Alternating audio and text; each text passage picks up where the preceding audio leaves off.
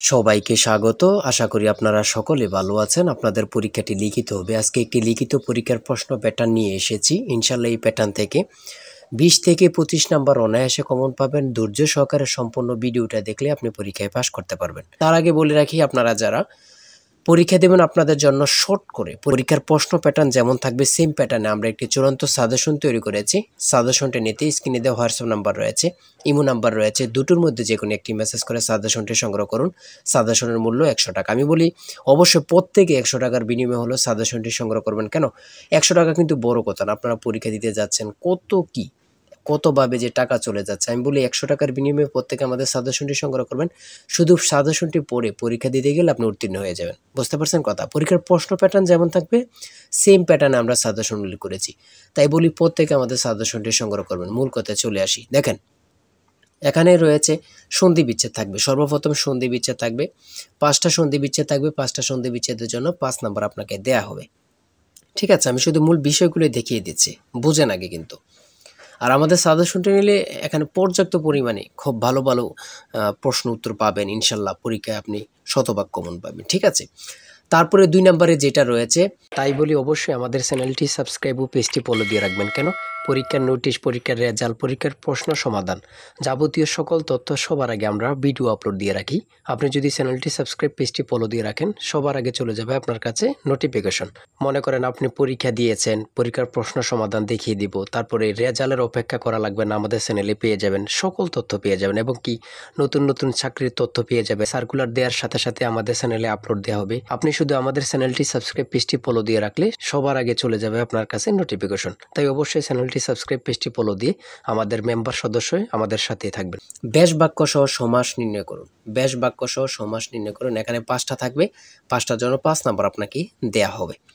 তারপরে 3 নম্বরে রয়েছে কারক ও বিভক্তি নির্ণয় করুন। এখানে 5টা কারক ও বিভক্তি থেকে দেয়া থাকবে। আপনি এটা যদি পারেন তাহলে 5 নাম্বার আপনাকে দেয়া হবে। আর আমাদের সাজেশনের প্রত্যেকটি প্রশ্নের ব্যাখ্যা ও সমাধান সহ দেয়া আছে কিন্তু, হ্যাঁ, গণিতের, ইংরেজি সকল কিছুর প্রশ্নের ব্যাখ্যা ও সমাধান সহ পেয়ে যাবেন। তারপরে 4 নম্বরে রয়েছে এক কথায় প্রকাশ করুন। এখানে 5টি এক কথায় প্রকাশ থাকবে, প্রত্যেকটার জন্য 1 নাম্বার করে, 5টার জন্য 5 নাম্বার। তারপরে 5 নম্বরে রয়েছে অর্থ সহ বাক্য রচনা করুন। এখানে 5টা দেয়া থাকবে, 5টার জন্য 5 নাম্বার আপনাদেরকে দেয়া হবে।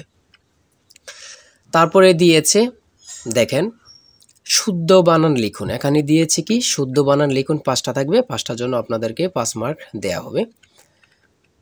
তারপরে দেখেন এখানে অ্যাপ্রোপ্রিয়েট ওয়ার্ড থেকে দিয়েছে, 5টা থাকবে, 5টা থেকে 5 নাম্বার আপনাদের থাকবে। ঠিক আছে, তারপরে ভয়েস থেকে দিয়েছে, 5টা ভয়েস দিয়েছে, 5টার জন্য 5 নাম্বার আপনাদেরকে দেয়া হবে। প্রত্যেকটি প্রশ্নের জন্য কিন্তু 1 নাম্বার করে। হ্যাঁ, বলে রেখে অবশ্যই আমাদের সাজেশনটি প্রত্যেকে সংগ্রহ করবেন। ইনশাল্লাহ আপনি পরীক্ষা উত্তীর্ণ হয়ে যাবেন। তারপরে 9 নম্বরে এখানে দিয়েছে রাইট ফ্রম বার্থ থেকে 5টা প্রশ্ন দিয়েছে। 5টা থেকে আপনি যদি পারেন 5টার জন্য 5 নাম্বার আপনাকে দেয়া হবে।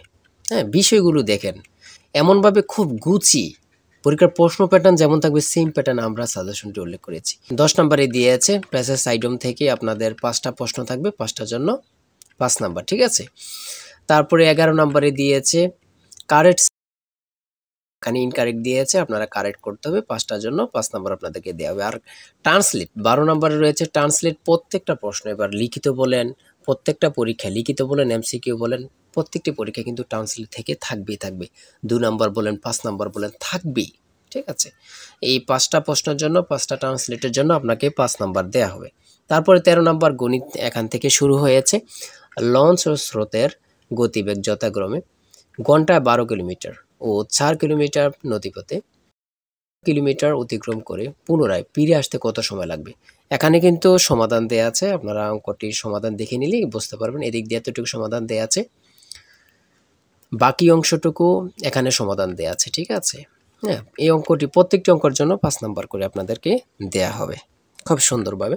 তারপরে 14 নম্বর রয়েছে একটি গড়ের দৈর্ঘ্য প্রস্থে 3 গুণ প্রতি বর্গাকারে 7.50 টাকা দরে গড়টি মেঝে কার্পেট দিয়ে টাকাতে মোট 1102.50 টাকা ব্যয় হয়। গড়টির দৈর্ঘ্য প্রস্থ নির্ণয় করুন। এখানে সমাধান দেয়া আছে, আপনারা সমাধানটা দেখে নিলে বুঝতে পারবেন। ঠিক আছে, সমাধানটা দেয়া আছে। তারপরে 15 নাম্বার আরেকটি অঙ্ক দেয়া আছে, অঙ্কটির সমাধান দেয়া আছে, দেখে নেন। 16 নম্বরে রয়েছে একটি নির্দিষ্ট স্থান থেকে দুইটি রাস্তা 120 ডিগ্রি কোণে চলে গেছে। দুইজন লোক ওই নির্দিষ্ট স্থান থেকে যথাক্রমে ঘন্টায় 10 কিলোমিটার ও ঘন্টায় 4 কিলোমিটার বেগে বিপরীত দিকে রওনা হলো। 5 ঘন্টা পরে তাদের মধ্যে সরাসরি দূরত্ব নির্ণয় করেন। এখানে অঙ্কটি সমাধান দেওয়া আছে, আপনারা দেখে নিলে পেরে যাবেন। ঠিক আছে, তারপরে বাকি অংশটুকু ওই দিক দিয়ে সমাধান দেওয়া আছে। তারপরে 17 নম্বরে এখান থেকে শুরু হয়েছে সাধারণ জ্ঞান। বাংলাদেশের মুক্ত বাজার অর্থনীতি কত সালে চালু হয়? সেটা হচ্ছে 1991।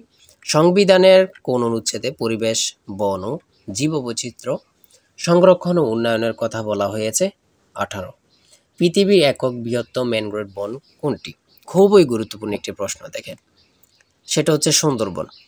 এসডিজি এর লক্ষ্যমাত্রা কয়টি? কত পরীক্ষায় যে আসছে আল্লাহ ছাড়া কেউ জানে না, 17টি।